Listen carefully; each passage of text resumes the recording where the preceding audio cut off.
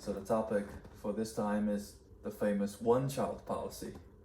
Like I mentioned last time in the last topic, it's a part of the combo punch by CCP.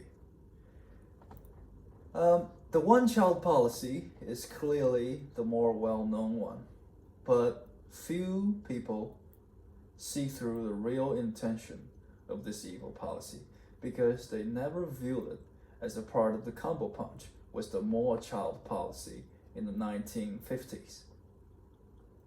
So hard to believe as it is, as it sounds to you, my friend, the real goal of one-child policy is to harvest a big army. Unbelievable, right? Unbelievable. Sit tight and let me explain. The one-child policy was written into Chinese constitution in the 1980s. Before that, we already experienced great famines in the 58. We have already experienced Cultural Revolution.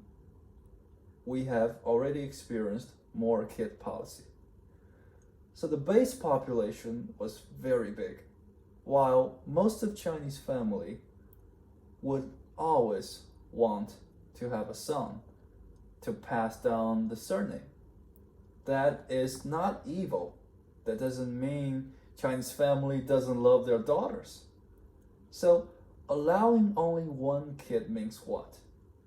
Means if you are pregnant, if the mom is pregnant, and if you know the first pregnant baby is a girl, the parents choose to kill their own baby girl in order to save the quota for a son.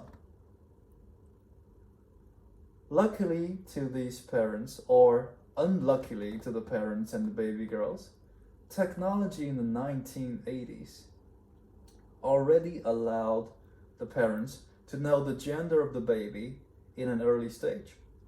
The result is bloody and astonishing.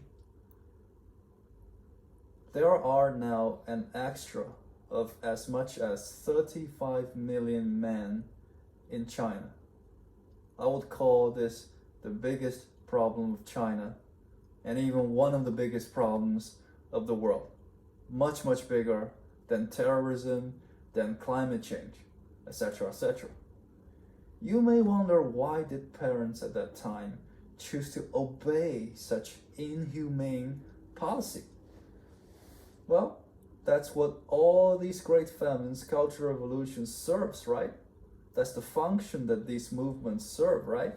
To crush people's mind and spirit, to instill them fear, to rip them of the courage, and to doctrine them with wrong, evil values. Don't forget, one-child policy came as late as 1980s, some 40 years after the communists took over. All these are a series of combo punches. Someone did confront this. Check out the story of a famous Chinese soldier who killed 75 or more soldiers because he was so pissed at his son and wife being brutally murdered by the government, just because the fact that the soldier had a daughter already. The name of the soldier is called Tian Mingjian. Okay, so now we look back into our times. In 2023, this is the time we are now at.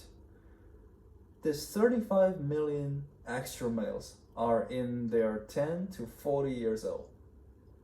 You can be 100% certain that they will not have a family. And if CCP squeezed the economy to deprive them of a minimum income, it's not hard to realize, where will these 35 million men end up in? Army. They only end up in the army. A huge army fighting solely for the evil religion, CCP. Probably against you, against the free world.